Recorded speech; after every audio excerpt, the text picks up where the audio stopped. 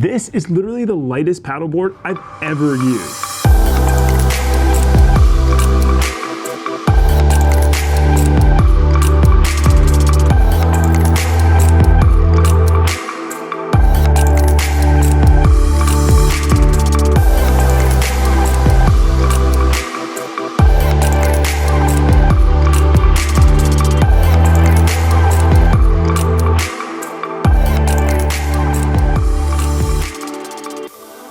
What's up, my name's Nate, and today we're gonna be reviewing Kokopelli's Chasm-lite. This is an inflatable stand-up paddleboard. So first off, I wanna talk about the weight. The fact that this is 13 pounds literally means you can just you can lift it with like 2 fingers and walk it wherever you wanna walk it. You just have the awkwardness of it being really long, 10 feet long. And that's really not that big of a deal. It's paddleboard, you can easily get your arm around it, you can easily carry it with the handle. It's not a big deal. I have tested out loads of stand-up paddleboards, and this one doesn't even come close in the amount of weight that it is, especially with everything combined being 17.5 pounds. You can just throw this thing over your back and take a 5-mile hike into an alpine lake and go paddleboarding. It's so cool. Okay, the next thing that we're gonna go over is the stability of this. This being 10 feet long and 30 inches wide, you would think the stability would be not as good because it's only 13 pounds, but it's actually pretty good. There are definitely wider boards which help with stability, and there are definitely boards that are more reinforced for stability, but you're talking about a ton of weight. This one is not. This is super lightweight, it's still reinforced and glued seams, and it is still super sturdy. On the water though, you're gonna get a little tiny bit of wobble, but it's nothing compared to some paddleboards that are super cheap. This does not have that.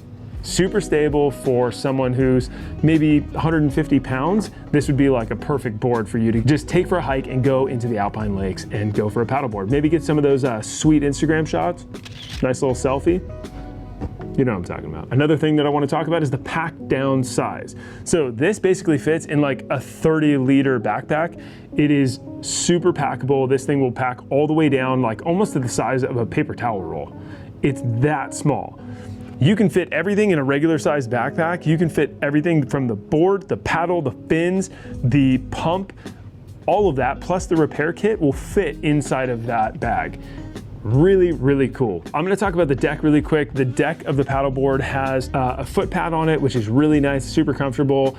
It doesn't have a bunch of lines in it so that when you put your feet on it, your feet kind of get that those striations on them because you're standing on something that's not exactly flat. These are just like a flat pad. Anyway, that's really nice. I enjoy having a flat deck pad that doesn't have a bunch of lines all in it. So there's that. And then also this has a D-ring to attach a leash so that if you end up taking a spill off the back end, it won't fly away from you and you have to go for a swim now instead of just a paddleboard ride. So the paddle's really light. It's carbon fiber basically, and then it has like a nylon paddle. The paddle's super light. It's not a big deal, and it clamps together. It's adjustable in size so that if you are smaller or you are larger, this can totally handle that, no problem. I'm 6'2" and my wife is 5'10", and we were able to telescope that out and have no issue at all. So we're gonna talk about inflating and deflating your paddleboard. Inflating your paddleboard, just use the pump, the hand pump, really easy. Just stick it on the inflate side. There's 2 different sides to your paddleboard pump, so make sure that you use the inflate side.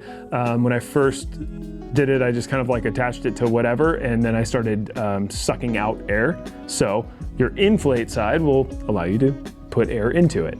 So the inflate side, you put air into it, and it's really easy, not a big deal until you get to about 12 PSI, and then you're gonna have to actually start putting some muscle into it or some weight into it. From 12 to 15 PSI is pretty hard, but anybody can do it. My wife was able to do it. I was able to do it, no problem. Your kids probably won't be able to do it, but then again, your kids probably won't have this paddleboard. This is more for you. Once you get to that recommended 15 PSI, you can go ahead and stop, unhook your pump from it, put your pump into your bag, and just make sure you put the little cap on top, and you're good to go. Deflating this is a little bit different. So you'll take it off and then nothing will happen because it's a one-way valve. Connect your pump to it and also have your pump on the deflate side, and then it'll just start evacuating air right off the bat. So you can just let it evacuate air and not help it at all, and that's totally fine until it doesn't evacuate any more air. When it stops evacuating air, go ahead and give it some pumps using the dual action side of the pump, there is a switch on it that's single action and dual action. Use the dual action side, that way when you go up, you'll be evacuating air, and when you go down, you'll be evacuating air. So a little bit easier. I would just use that double action, put it on the deflate side, and then just start pumping the air out. Once you get the air down, it'll actually suck kind of like a vacuum, and it'll vacuum it together and then enable you to fold it over, roll it up, throw it in your bag, and be done with it. So once you've deflated that thing and you've sucked all the air out of it, disconnect your hose, put the cap back on, and you're done. Okay, now that we've gone over the specs, the features, let's get into what my final thoughts are about this paddleboard. So what are my final thoughts? Kokopelli has been making insane lightweight pack rafts forever. And it's awesome to see them kind of transfer their weight a little bit into the inflatable stand-up paddleboard area. I think it's awesome because now we can take this paddleboard and we can go hike it into alpine lakes. So honestly, this is definitely the lightest paddleboard that I've ever tried out. And I thought that I was gonna have to give up stability for a lightweight board. And that was not the case with the Kokopelli Chasm-lite. This thing was super stable. It does have one fin, not 3 different fins. It's a good size fin, so you are gonna keep that stability and you are gonna be able to turn and then keep you stable and centered when you are going into, say, rapids or something like that. But for the most part, I wouldn't take this thing through any rapids. It is made to be able to hike into an alpine lake and then adventure further than you would normally. Hey, thanks for hanging out with us. I really appreciate it. If you like this video and it brought you value, give it a thumbs up. If you haven't subscribed yet, consider doing so. We would love to have you on board. We do reviews like this all the time. And if you want a really heavy paddleboard and really big paddleboard, check this video out right here. We'll see you guys on the next one. Bye.